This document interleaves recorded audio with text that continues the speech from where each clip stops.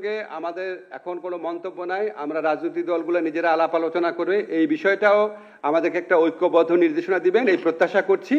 আজ জাতীয় ঐক্যমত কমিশন কর্তৃক প্রণীত জুলাই সনদ এবং এর বাস্তবায়ন সংক্রান্ত বিষয়ে উপদেষ্টা পরিষদের একটি জরুরি সভা অনুষ্ঠিত হয়। সভায় সংস্কার বিষয়ে ঐক্যমত স্থাপনের প্রচেষ্টার জন্য এবং বহু বিষয়ে ঐক্যমত প্রতিষ্ঠার জন্য জাতীয় ঐক্যমত্য কমিশন ও রাজনৈতিক দলগুলোর প্রতি ধন্যবাদ জ্ঞাপন করা হয়। উপদেষ্টা পরিষদের সভায় ঐক্যমত কমিশনের প্রস্তাবিত জুলাই জাতীয় সনদ সংবিধান সংস্কার আদেশ চূড়ান্তকরণ এবং এতে উল্লেখিত গণভোট আয়োজন ও গণভোটের বিষয়বস্তু নিয়ে আলোচনা করা হয়। সভায় লক্ষ্য করা হয় যে ঐক্যমত কমিশনে দীর্ঘদিন আলোচনার পরও কয়েকটি সংস্কারের সুপারিশ বিষয়ে ভিন্নমত রয়েছে।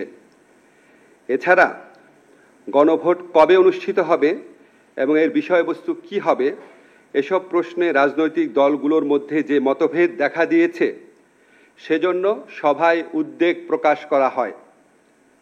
এই প্রেক্ষিতে গণভোটের সময় কখন হবে, মানে গণভোট কবে অনুষ্ঠিত হবে, গণভোটের বিষয়বস্তু কি হবে, জুলাই সনদে বর্ণিত ভিন্নমতগুলো প্রসঙ্গে কি পদক্ষেপ নেওয়া হবে তা নিয়ে ঐক্যমত কমিশনের প্রস্তাবগুলোর আলোকে জরুরি ভিত্তিতে চূড়ান্ত সিদ্ধান্ত গ্রহণ করা প্রয়োজন বলে সভা অভিমত ব্যক্ত করে।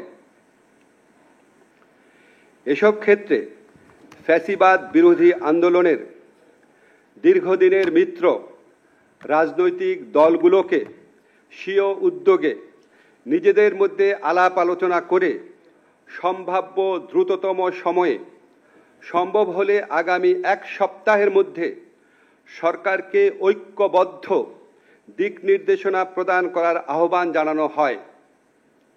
এমন নির্দেশনা পেলে সরকারের পক্ষে সিদ্ধান্ত গ্রহণ অনেক সহজ হবে। বর্তমান পরিস্থিতিতে কালক্ষেপণের যে কোনো সুযোগ নাই সেটাও আমাদের সবার বিবেচনায় রাখা প্রয়োজন। উপদেষ্টা পরিষদের সভায় 2026 সালের ফেব্রুয়ারির প্রথমার্ধে আগামী সংসদ নির্বাচন অনুষ্ঠানের বিষয়ে সরকারের সংকল্প পুনর্ব্যক্ত করা হয়। ধন্যবাদ। আজকের মিটিংয়ে যা আলোচনা হয়েছে তা আপনাদের লিখিতভাবে আমি জানিয়েছি। এর বাইরে কিছু বলার কোনো স্কোপ নাই, কোনো প্রয়োজন নাই। স্যার, আমার নাম মনিরুজ্জামান উজ্জ্বল। স্যার, আমার নাম ইউসুফ আরিফিন, আমি দৈনিক কালবেলার বিশেষ প্রতিনিধি। আপনারা যে এক সপ্তাহ আলটিমেটাম দিয়েছেন দলগুলো নিজেদের মধ্যে আলাপ আলোচনা করবে, তারা যদি আলোচনা ব্যর্থ হয়, ঐক্যমত্যে না পৌঁছতে পারে, সেক্ষেত্রে গভর্নমেন্টের দায়িত্ব কি হবে? গণভোট দিয়ে সরকার কি সিদ্ধান্ত নেবে বলে আপনাদের? হচ্ছে আমরা কোনো আলটিমেটাম দেই নাই, আমরা আহ্বান জানিয়েছি। আলটিমেটাম শব্দটা আমি আপত্তি করছি। আর আমরা অপেক্ষা করব, তারপর অবশ্যই সরকারের মতো অ্যাক্ট করবে। স্যার, আমার নাম মনিরুজ্জামান উজ্জ্বল, জাগো নিউজ থেকে বলছিলাম। গত সপ্তাহের সংবাদ সম্মেলনে আপনি বলেছিলেন যে চূড়ান্ত সিদ্ধান্ত নেবেন প্রধান উপদেষ্টা।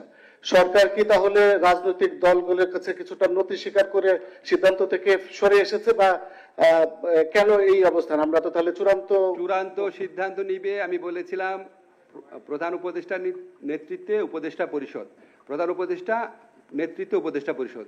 এই সিদ্ধান্ত থেকে আমরা মোটেও সরে আসি নাই। রাজনৈতিক দলগুলার ঐক্যবদ্ধ সুপারিশ প্রত্যাশা করা, এটা তো আপনি আরো আপনার গুড জেস্টার হিসাবে দেখতে পারেন। সরকার কি আয়োজন করে দিবে রাজনৈতিক দলগুলোকে, নাকি তারা নিজেরা বসে যারা আলোচনা করে এক ধরনের সিদ্ধান্ত আপনাদেরকে দেয়? সেই বিষয়টা একটু ক্লিয়ার। সরকার আয়োজন করে বহু আলোচনা করেছে, আপনারা সবাই জানেন, বহু আলোচনা করেছে।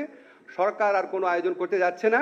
এই রাজনৈতিক দলগুলা, যারা ফ্যাসিবাদ বিরোধী রাজনৈতিক দলগুলো আছে, ওনারা 15 বছর নিজেরা আলোচনা করে বহু গুরুত্বপূর্ণ সিদ্ধান্ত নিয়েছেন। ওনারা অত্যন্ত প্রতিকূল সময়ে একসাথে আন্দোলন করেছেন, একসাথে নির্যাতনের শিকার হয়েছেন। আমরা ওনারা স্বীয় উদ্যোগে নিজেরা আলোচনা করে আমাদেরকে একটা ঐক্যবদ্ধ নির্দেশনা দিবেন এই প্রত্যাশা করছি। আমি কালকেই দেখলাম একটি দলের পক্ষ থেকে আলোচনার আহ্বানও জানানো হয়েছে, আমরা এটাকে স্বাগত জানাই। রাজনৈতিক দলগুলোর, বিশেষত একটা বড় রাজনৈতিক দল থেকে যে অভিযোগটা করা হচ্ছে, ঐক্যমত্য কমিশনে যে বিষয়গুলো আলাপ আলোচনা করা হয়েছিল বাস্তবায়নের সুপারিশে সেই আলাপ আলোচনাগুলোর ব্যত্যয় ঘটেছে বা সম্পূর্ণভাবে সেগুলো রক্ষা করা হয়নি। এটা স্যার কেন হলো? এটা কি এই অভিযোগ সম্পর্কে কেন? এই প্রসঙ্গে আমাদের এখন কোনো মন্তব্য নাই। আমরা রাজনৈতিক দলগুলো নিজেরা আলাপ আলোচনা করে এই বিষয়টাও আমাদেরকে একটা ঐক্যবদ্ধ নির্দেশনা দিবেন এই প্রত্যাশা করছি। ওনারা যদি আলাপ আলোচনা করেন আমরা এটা খুব আমাদের জন্য কাজটা সহজ হয়। ওনারা যদি ঐক্যবদ্ধ নির্দেশনা না দিতে পারেন অবশ্যই সরকারের মতো সিদ্ধান্ত নেবে।